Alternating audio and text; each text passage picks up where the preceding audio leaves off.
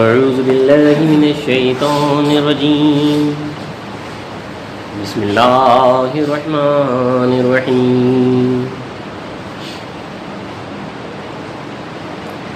یا معشر الجن والانس الم یأتکم رسل منکم یقصون علیکم آیاتی وینذرونکم لقاء یومکم ھذا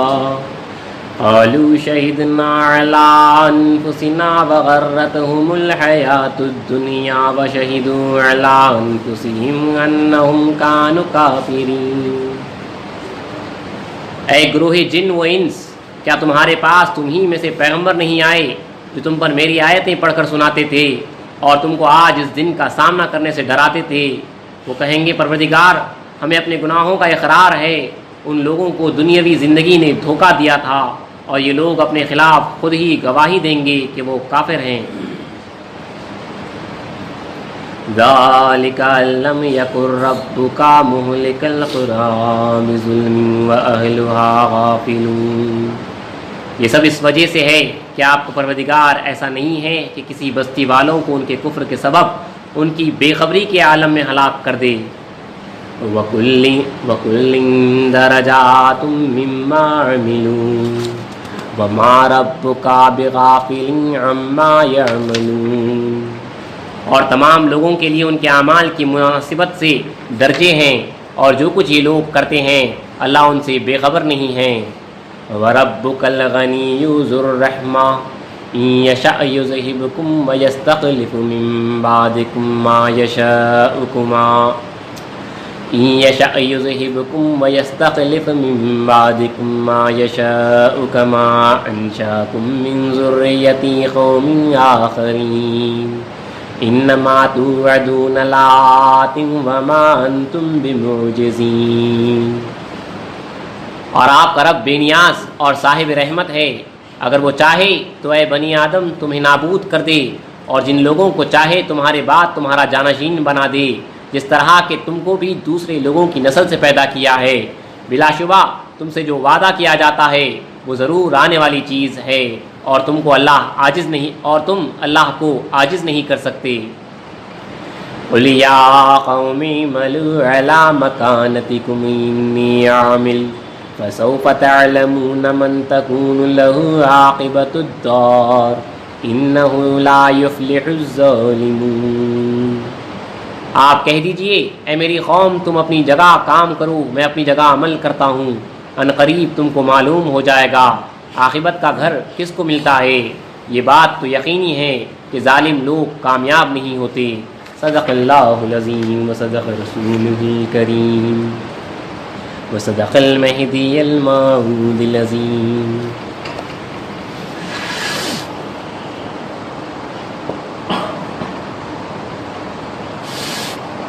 اور آداب بندگی میں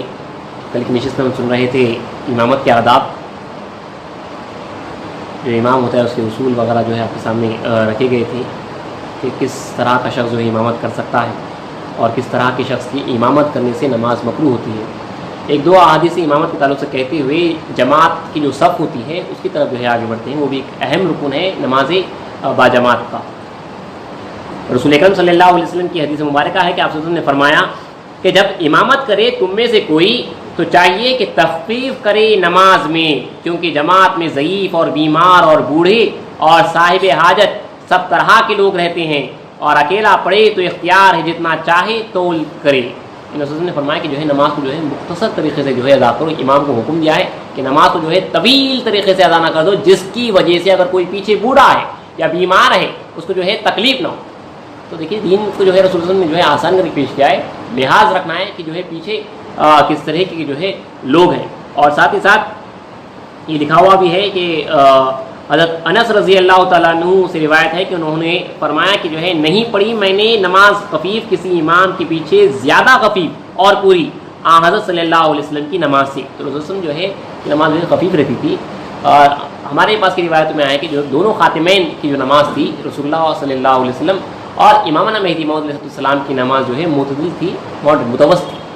نہ زیادہ طویل ہوتی اور نہ زیادہ جو ہے مختصر ہوتی۔ یہ ہمارے پاس کی کتابوں میں لکھا ہوا ہے، امام مہدی موعود علیہ السلام کی نماز جو ہے اسی طرح تھی۔ ہاں بعض روایتوں میں ملتا ہے کہ رسول اکرم صلی اللہ علیہ وسلم نے جو ہے فجر کی نماز جو ہے آپ نے اس کی قرأت جو ہے طویل پڑھائی ہے، سورہ مزمل وغیرہ جیسی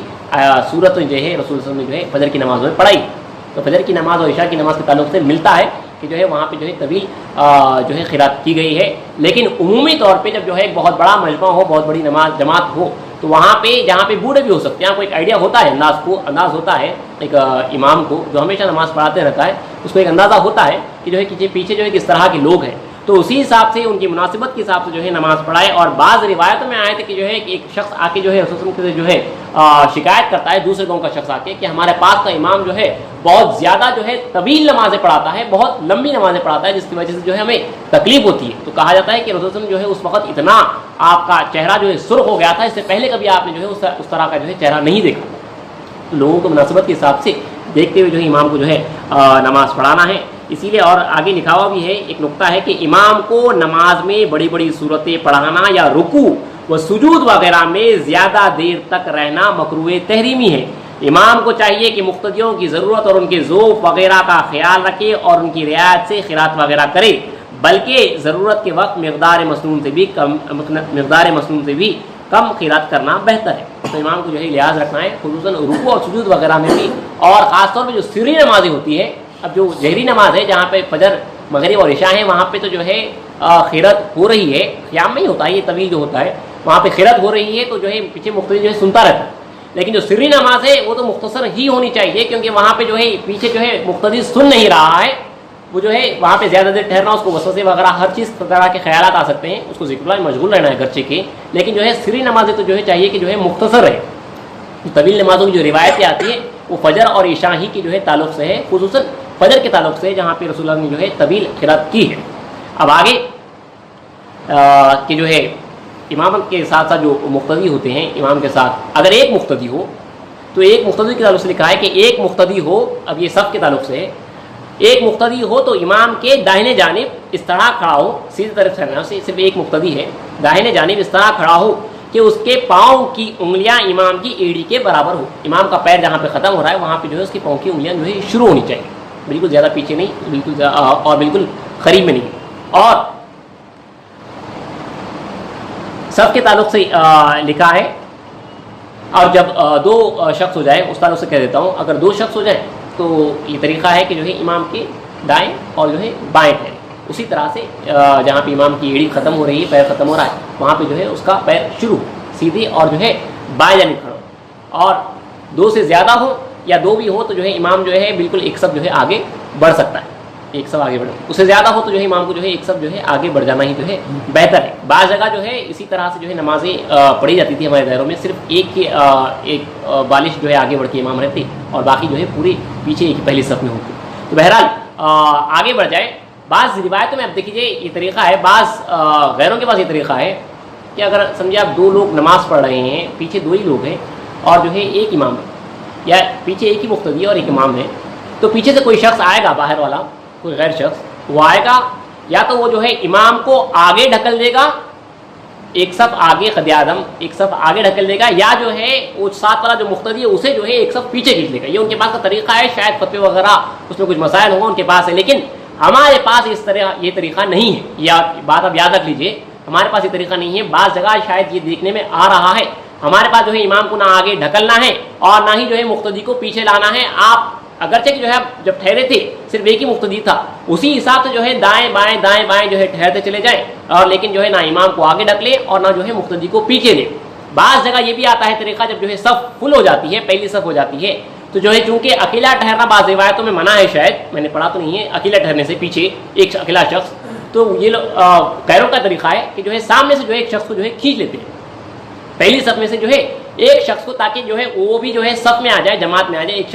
شخص کو جو ہے کھینچ لیتے ہیں. تو ہمارے پاس کی کتابوں میں لکھا ہوا ہے کہ جو ہے یہ بھی طریقہ ہمارے پاس جو ہے منع ہے، بلکہ اس کا طریقہ یہ ہمارے پاس بتایا گیا ہے کہ جو ہے امام کے پیچھے نائب امام کے پیچھے اگر کوئی باہر سے دوسرا شخص آ رہا ہے جس کی جو ہے صف پوری فل ہو چکی ہے پہلی صف، تو وہ وہاں پہ ٹھہرے، یا بعض روایتوں میں ہے، بعض مرشدین نے بتایا کہ جو ہے وہ جو اکیلا شخص ہے جو پہلی صف بھری ہوئی ہے تو وہ آئے اور جو ہے بالکل سیدھے جانب جا کے جو ہے ٹھہر جائے، اس کے بعد جو بھی آئے گا اس کو جو ہے جوائن کرتے جائے گا. اور بعض جگہ طریقہ ہے، سمپل سا طریقہ، امام کے پیچھے نائب امام اور نائب امام ہی کے جو ہے پیچھے آ کے جو ہے ٹھہر جائے، اس کے بعد پھر اس کے دائیں اور بائیں جو ہے شامل ہوتے ہیں گے اور جو ہے صف بڑھتی جائے گی. اور صف کے تعلق سے لکھا ہوا ہے تو وہاں پر جو ہے کسی بھی شخص کو جو ہے پیچھے کھینچنا نہیں ہے. اب اس بات کو جو ہے یاد رکھ لیجیے. اور صف کے جو تعلق سے لکھا ہوا ہے یعنی جو لائن بنانا ہے آپ کو, رسول نے رسول فرماتے ہیں, صحیح مسلم کی روایت ہے کہ چاہیے کہ صف میں خوب مل کر کھڑے ہوں. رسول اللہ صلی اللہ علیہ وسلم کا ارشاد مبارک ہے, چاہیے کہ صف میں جو ہے خوب مل کر کھڑے ہوں, درمیان میں جگہ باقی نہ رہے. اور جو شخص صف کی خالی جگہ میں کھڑا ہو جائے یا کسی اور کو اس میں کھڑا کرنے کی کرے تو حدیث شریف میں ہے کہ اس کی مغفرت ہوگی. یعنی جو ہے جگہ خالی تھی وہ جا کے جو ہے جگہ کو پر کر دیتا ہے, بھر دیتا ہے, تو جو ہے اس کی مغفرت ہوگی. یہ جو ہے فضیلت ہے صف میں جو ہے جگہ کو پر کرنے کی. اور حضرت انس رضی اللہ عنہ سے روایت ہے کہ رسول اللہ صلی اللہ علیہ وسلم نے ایک دن نماز پڑھائی, بعد نماز ہمارے طرف متوجہ ہو کر فرمایا, اے لوگو میں تمہارا امام ہوں, تم مجھ سے پہلے رکوع نہ کرو, نہ سجدہ, نہ اٹھنا, نہ فارغ ہونا, کیونکہ میں تم کو دیکھتا ہوں اپنے آگے سے اور پیچھے سے. پھر فرمایا, قسم ہے اس کی جس کے ہاتھ میں محمد کی جان ہے, اگر تم وہ دیکھتے جو میں نے دیکھا ہے تو ہنستے بہت کم اور روتے بہت. لوگوں نے عرض کیا, آپ نے کیا دیکھا؟ تو رسول نے فرمایا, میں نے جنت اور دوزخ کو دیکھا. تو رسول کے یہاں پہ شان مبارک بھی معلوم ہو رہی ہے. آپ جو ہے آگے سے پیچھے سے جو ہے ہر طرف سے جو ہے دیکھتے ہیں, اور یہ ہدایت کر رہے ہیں مقتدیوں کو کہ جو ہے امام سے پہلے نہ جھکو, نہ رکوع کرو, نہ سجدہ کرو, نہ جو ہے قیام کے واسطے جو ہے اٹھو. اسی لیے آگے لکھا ہے کہ حضرت ابو ہریرہ سے روایت ہے کہ رسول اللہ صلی اللہ علیہ وسلم نے فرمایا کہ جو شخص امام سے پہلے سر اٹھاتا ہے اس کو ڈر نہیں کہ خدا اس کی صورت پلٹ کر گدھے کی صورت کر دے. یہ اتنی سخت وعید دی گئی ہے یہاں پہ کہ رسول فرماتے ہیں کہ جو شخص امام سے پہلے سر اٹھاتا ہے, یعنی امام سے پہلے کوئی فعل کر رہا ہے, تو اس کو ڈر نہیں کہ خدا اس کی صورت جو ہے پلٹ کر جو ہے گدھے کی صورت کر دے. تو اس بات کا جو ہے لحاظ رکھے, امام کے پیچھے جو ہے ہمیں فالو کرنا ہے, اور غلطی سے بھی جو ہے امام سے پہلے نہ جو ہے آپ کو ہاتھ چھوڑنا ہے, آپ کو نہ جو ہے رکوع کرنا ہے, نہ سجدہ کرنا ہے, نہ سجدے میں سے جو ہے آپ کو اٹھنا ہے. اور سب کا جو ہے خاص طور پہ خیال رکھے. ایک حدیث شریف ہے کہ رسول فرماتے ہیں کہ حضرت نعمان بن بشیر روایت کرتے ہیں کہ میں نے رسول اللہ صلی اللہ علیہ وسلم سے سنا, آپ فرماتے تھے کہ صفیں اپنی برابر کرو, نہیں تو اللہ تم میں جو ہے پھوٹ ڈال دے گا, اور چہرے میں تغیر کر دے گا, یعنی تمہارے چہروں کو جو ہے بدل دے گا. تو رسول فرمانے کہ اپنے جو ہے صفوں کو جو ہے اپنی برابر کرو, ایک کا کاندھا جو ہے دوسرے سے جو ہے ملاوا رہے. یہ اتفاق رسول جو ہے عبادت میں بتا رہے ہیں, اور اس کی طاقت یہ ہے کہ جو ہے یہ اتفاق جو ہے آپ کے جو ہے دلوں میں بھی جو ہے جڑے گا. اگر یہاں پہ بندگی میں اتفاق نہیں ہوگا صف میں, تو جو ہے اللہ تعالیٰ تم میں پھوٹ ڈال دے گا اور جو ہے تمہارے چہروں کو جو ہے بدل دے گا. یہ رسول کی جو ہے حدیث مبارکہ ہمیشہ یاد رکھیے. اور عموماً جو امام کے پیچھے نائب امام ہوتا ہے, سیدھے اور بائیں جانب جو ٹھہرتے, سیدھے جانب جو ٹھہر رہا ہے اس کو چاہیے کہ جو ہے اپنے بائیں طرف جو شخص ٹھہرا ہوا ہے اس کے کندھے سے کندھا ملائے, اور بائیں طرف جو ٹھہر رہا ہے نائب امام کے اس کو چاہیے, اس کا بس کام اتنا ہی ہے کہ جو ہے سیدھے والے شخص کی طرف جا کے جو ہے مل جائے. اور سیدھے طرف جو ٹھہر رہا ہے اس کا کام اتنا ہی ہے, اس کو یہ رائٹ والے کا دیکھنا نہیں ہے, اس کو جو ہے بائیں طرف والے شخص کی طرف جانا ہے اور کاندھے سے کاندھا جو ہے وہاں پہ ملانا ہے. یہ دیکھیے جو طریقہ ہے اس کی یاد رکھیں. اور رسول کتنا سخت فرما رہے ہیں کہ جو ہے اگر صفیں برابر نہیں ہوگی تو جو ہے اللہ تعالیٰ جو ہے تم میں پھوٹ ڈال دے گا. اور ایک روایت ہے کہ نماز میں جو صف کے تعلق سے کہا گیا کہ نماز میں پہلی صف مردوں کی ہو, ان کے پیچھے لڑکے اور ان کے پیچھے عورت. اب مختصر سے اگر جماعت ہے جہاں پہ جو ہے عورتیں اور بچے بھی موجود ہے, یا دوبارہ للیلۃ القدر ہو رہا سمجھے تراویح ہو رہی ہے, تو طریقہ یہ ہے کہ جو ہے پہلی صف میں جو ہے مرد, ان کے پیچھے پردے میں ان کے پیچھے اور لڑکے ہو, بچے ہو, چھوٹے بچے, اور ان کے پیچھے جو ہے عورتیں ہو, پردے میں ہوگی. اور لکھا ہے کہ پہلی صف میں جگہ ہوتے ہوئے دوسری صف میں کھڑا ہونا مکروہ ہے. اگر پہلی صف میں جگہ ہے تو آپ کو جو ہے دوسری صف میں کھڑے اگر ہوں گے آپ جو ہے وہ مکروہ ہے, اور مکروہ کے تعلق سے آپ نے کل سن لیا ہے. نماز کی صفوں میں